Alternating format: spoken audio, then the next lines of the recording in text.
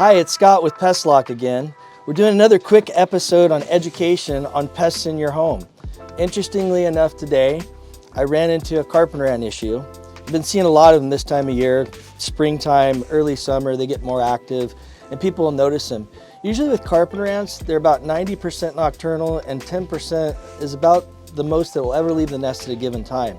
So being able to see them in the middle of the day in mass numbers is a rarity. There's 5 different species of Carpenter ants in the Pacific Northwest. The smallest of them is the ones we're going to look at today. As a matter of fact, Camponotus essigi, the smallest little guy of all Carpenter ants here in the Northwest, is right here over my head. So you can see I'm trailing across this whole beam. Follows all the way around the whole house. With Camponotus essigi, they're typically up high. Carpenter ants don't eat the wood.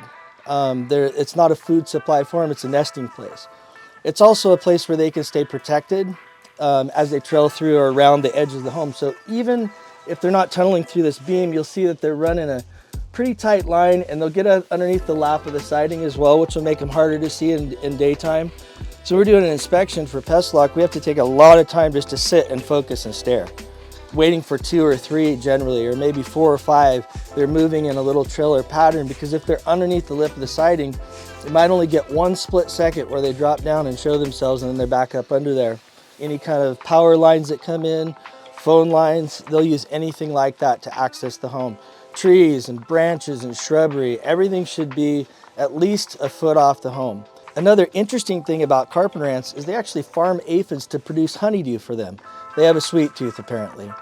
Now, when it comes to inside the home, they'll be after sugary type substances that have high protein content in them. So remember, Carpenter ants are not actually eating your home. They're tunneling through it and nesting in it. But they are the Northwest's #1 structurally damaging pest, so they cannot be taken lightly. They are programmed to tunnel. They are programmed just like a skill saw for a carpenter. They're always going to be tunneling something. Another really similar species, which we shot recently at another location, is velvety tree ants. Velvety tree ants have a similar pattern to the way Camponotus essigi, the small Carpenter ants we have here, will pattern. They always tend to be up on the higher parts of the home or structure and then come down for foraging.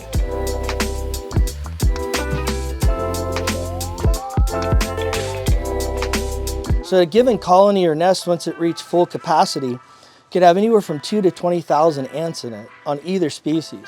It just depends on weather patterns or foraging capability, maybe the proper nesting.